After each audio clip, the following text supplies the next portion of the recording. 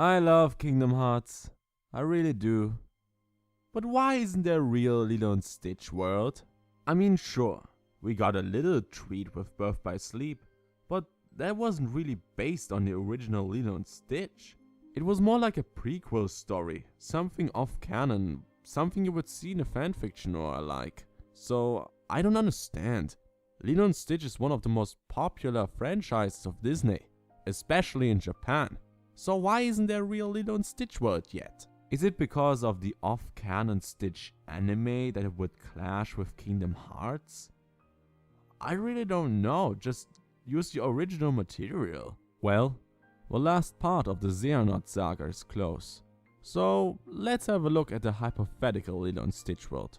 Hey, maybe it will even be included in the game in some form or another, which I would definitely approve of. Before I begin this, I just want a disclaimer that this isn't only about the first movie. This is like about the entire franchise.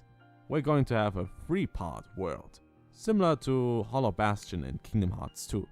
So without further ado, let's begin with the first movie, Lilo and Stitch. I could imagine it will begin with the beach scene. Sora, Donald and Goofy suddenly appear, and Stitch remembers them from their journeys together. Stitch, in one way or another, introduces them to Nani and Lilo, who were just about to surf. This would likely lead to a mini-game. You know, something similar to 100 Acre Woods. You're going to surf and you're going to collect trinkets to get points. Nothing special, but something fun for doing once. However, Jumper and Pleakley ambushes them, and all of them, besides Nani and Lilo, get dragged into the water. Maybe underwater?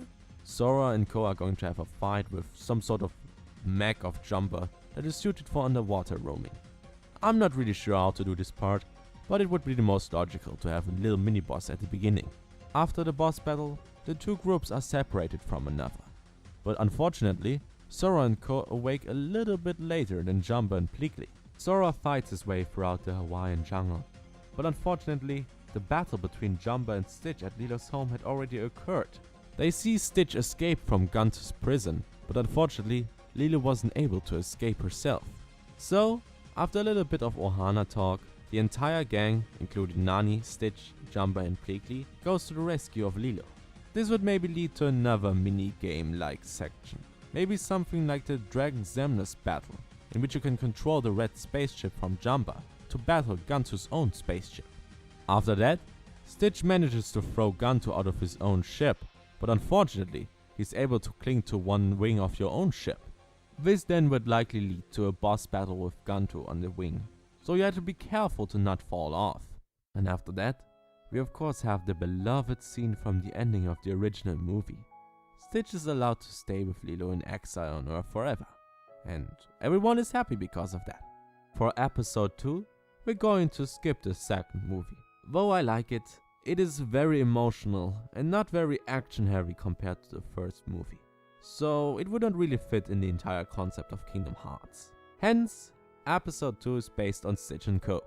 As usual, it will begin with Sora, Donald and Goofy arriving. They see Lilo and Stitch chasing Sparky, Experiment 221, and of course, they're going to help them. After a few battles against Heartless, it will lead to a mini-boss against Sparky, which will hopefully be only half as bullshit as the one in Birth by Sleep. Well, at least everyone says he's bullshit. I kind of thought it was easy.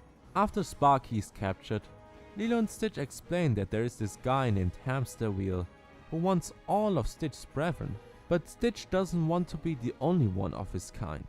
So together, they think about a way to trick Hamster Wheel. This would eventually lead to the confrontation scene at the cliff. Since the good old doctor really wants all experiments, I could imagine that he sends out some sort of mech, maybe infected by Heartless, to capture Sora and the group. On board the doctor's ship, I could imagine that they have to confront Hamster Wheel, and of course the mech. This would of course lead to another boss battle, which would be the final boss battle of episode 2. Through some sort of coincidence, the capsules are spread throughout Hawaii, but Lilo and Stitch swear that they're going to find a home for every single experiment. Sora and Ko trust them, and they leave. Since the cartoon show is way too much to handle, we're going to skip it as well, and head right to Leroy and Stitch. Sora, Donald and Goofy land on Hawaii. but they locate Lilo and Nani all alone, without the presence of Stitch, Jumper and Pleakley. They of course wonder where they are, and Lilo explains that they were granted opportunities by the Grand Councilwoman, which of course they choose to take. It appears that they never really gave a shit about that whole Ohana stuff. And Sora is really not amused about that fact. He really wants to punch some sense into the trio, and they begin to search for Stitch. Of course, they manage to find Stitch on an asteroid lab, in which, coincidental, Jumper is also located, held in prison and forced to create an almost direct replica of Stitch, named Leroy. This would lead to another boss battle, but this however is interrupted by Pleakley. With the opportunity of Pleakley interrupting, Leroy manages to knock them all out. Only Stitch, Jumper and Pleakley are doomed to die due to a black hole. Hans van Hamsterwheel is way too interested in the Keyblade and is aware of the fact that it has chosen Sora, so he keeps him and his friends in a prison cell. With the help of Gantu, who has been fired, Experiment 625 Ruben and Lilo, they manage to escape again and land on Earth in an arena, while all the experiments have been gathered by Leroy. Stitch, Jumper and Pleakley manage to arrive at time as well, but of course, so does the Leroy clone army of Hamsterwheel. Jumper explains that they have to reach the other side of the arena to play a song named Aloha Oi. This song is used to deactivate Leroy, and it would likely also deactivate all of his clones. This would maybe lead to something similar of the Battle of 1,000 Heartless, only with several hundreds of Leroy clones. Eventually, the gang manages to reach the stage, but unfortunately, Leroy is already waiting there. I mean the original Leroy, the most powerful Leroy of them all, and once again fights the gang. The battle would likely be interrupted early again, just like the first time.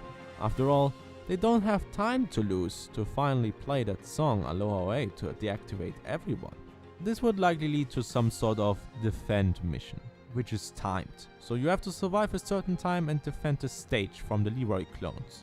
And if you did that, all Leroy clones are shut down and you won. However, the battle is not that easy. Leroy is so eager, so full of hatred to kill Stitch, that his heart is so blackened with hatred and darkness that Leroy himself becomes the vessel of a heartless. Something similar to that pick here. After a heart and the final battle of the Lilo and Stitch world, Leroy is knocked unconscious and the darkness fades from his heart. Because of the Aloha Oi song, he and the clones found peace and joyfully dance in a prison cell, while Hamsterwheel is just annoyed, and rightfully so.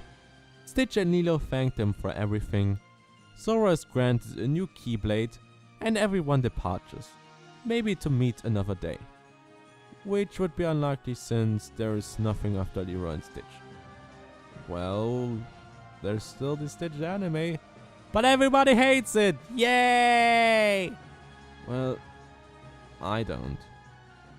Please subscribe.